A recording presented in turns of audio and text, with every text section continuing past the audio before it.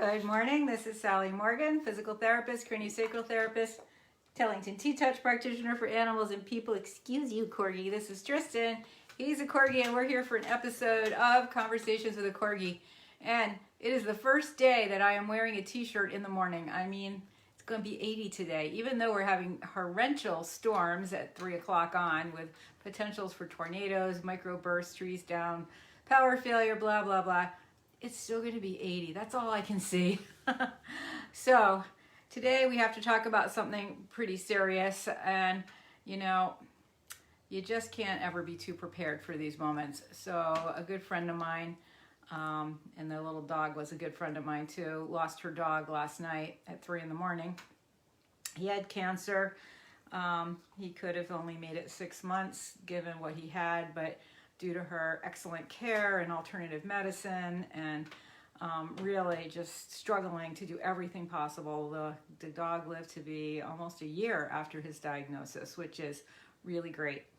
So the problem is that we used to have this lovely place in Vermont called White Rose, where you could bring your pet. You had a winding driveway with beautiful stone statues, a beautiful, peaceful, I can only call it a sanctuary, where you sat, where you could wait for your pet to come back, or you could drop your pet off and pick an urn and things like that. And they did have a rapport with every veterinarian in my area and in Vermont and New Hampshire too. So they were pretty busy. But I think the next generation found the job to be a little bit overwhelming, and they decided to close. So now no one in our area knows where to bring our pets when they pass away. So my friend is up in New Hampshire with her pet and spending time with him, which I recommend. And he passed peacefully with her and his brother, his other dog, right by him. But what to do next? Well, you need to plan this ahead. If your dog is 3 years old, 1 year old, or 15, you need to know what you're going to do. And for a lot of us, for most people, you bring them to the vet, and the vet sends them out, and they come back, and then you pick them up, or whatever. It's not very difficult. But if you're like me and you want to be with your pet, or if your pet dies unexpectedly at home and you're not going to your vet, or for instance, one of my local vets who I called this morning, their office is closed due to staff having COVID. So if I were planning ahead and my plan was to bring my pet to that office, I wouldn't be able to. Now, due to COVID, a vet that you've never been to may be willing to take your pet and send them out. But I finally found a place that actually absorbed all the clients from when White Rose closed, and it's a place called Final Gift. And I have to tell you, I Googled for a solid hour and it never appeared in my searches. So, high-ranking Googles is not what you're going to necessarily find. And I also discovered that many human funeral parlors or funeral homes, or whatever you want to call them, take pets, which is not where I want to go when my pet dies. I want somebody that specializes in pets. Many of them are offering grief services where you can talk with a counselor or someone sympathetic there. The thing about White Rose that was so wonderful, it's a family operation. They were so courteous and respectful and knew the questions you were going to ask and had your answers for you before you said anything, because so many people are so grief-stricken they can't say anything. They're often alone. It's hard to get people that care about your pet as much as you to participate in the process. So the message from all of this is to plan ahead. Call your local vet. Call 2 or 3 local vets and see where they send their pets. See if it's a place that you could easily drive to, and if you might be ready to drive there. For so many people, planning ahead can save you so much trouble later. And it doesn't matter if you make a little list in your computer or write it on an actual piece of paper, but I would go so far as to encourage people to have a list of the things that they want. Paw prints, fur clippings, whatever, the box that you want to look like. I mean, my guys all have similar boxes, so I'm going to stick with that. And thank God they're the inexpensive ones. But there are even boxes you can buy with a bronze statue of your pet breed on it. And you might even want to plan ahead and get one of those if that's what you are interested in. I mean, my guys live in pretty simple boxes with, I can attach a dog on the top or whatever. I mean, because now I have Corgi statues in excess. But, you know, you might want to go so far as to choose that. One thing I like to have are these necklaces, which used to be to keep wishes in that you'd write down. But now I put pet hair in them from the deceased pet because I don't really want to wear their ashes. But some people do. And they actually have companies now that make beautiful rings and bracelets and pendants out of the ashes. They compress them and make gorgeous things. So if you can muster it to think about this when you're doing okay on a beautiful sunny day like this and make some plans, it's going to help you so much down the line. I mean, I knew that White Rose was there. So when Comet died, and plus I knew he was not going to be here forever, you know, he had DMs, so I could see the steps of where he was headed.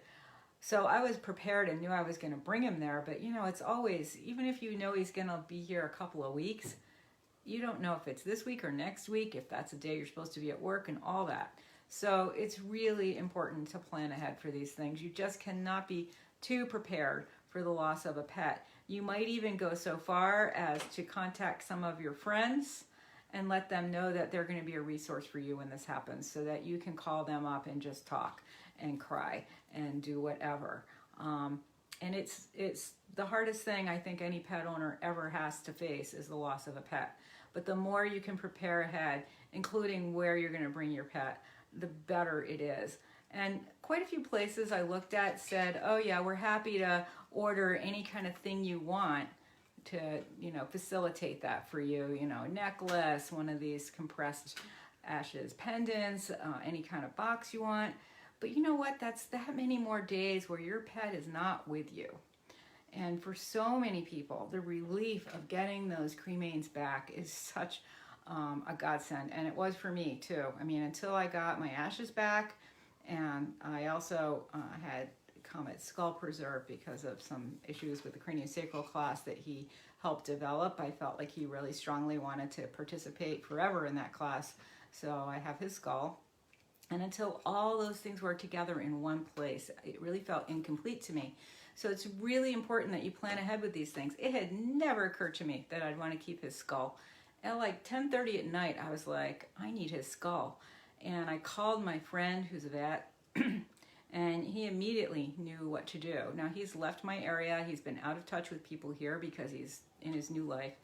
And thank God I had him when I needed him, because I didn't know who else to talk to about something like that. Most people never think of things like that. Even my sister was so horrified she couldn't even discuss it. But he knew exactly what to do. And, you know, it was something I could tell somebody now if they called me. But when it's your own pet, it's really hard to make these kinds of decisions.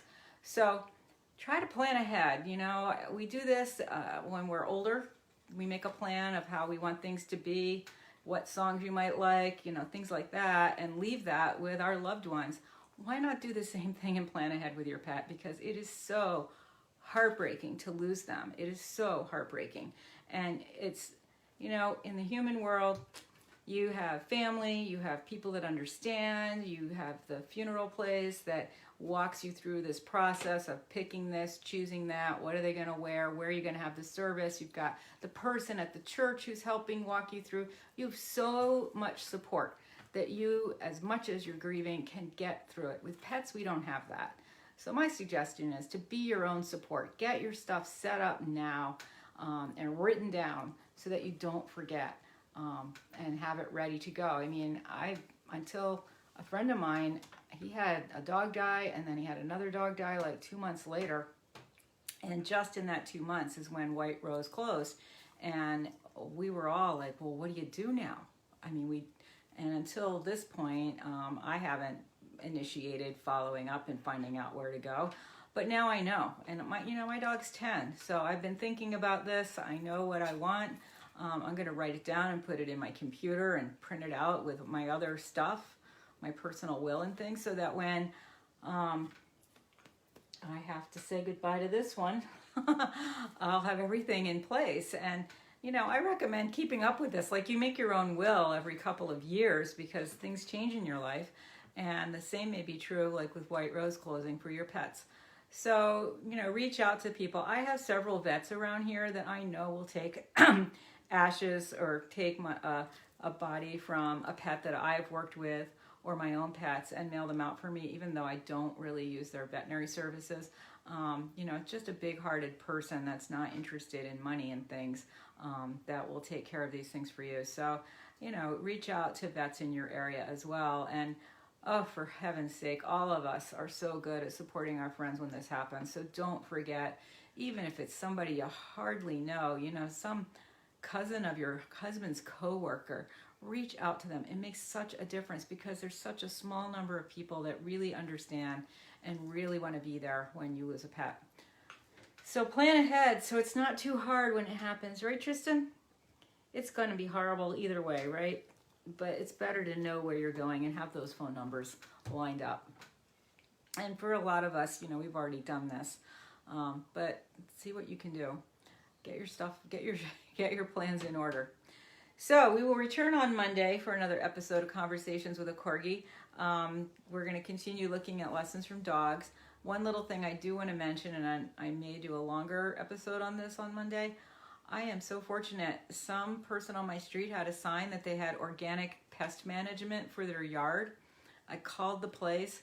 What they do is spray cedar, clove, and some other things around your entire property, acres of property, and it eliminates ticks, mosquitoes, and when I looked it up, the slithery things as well.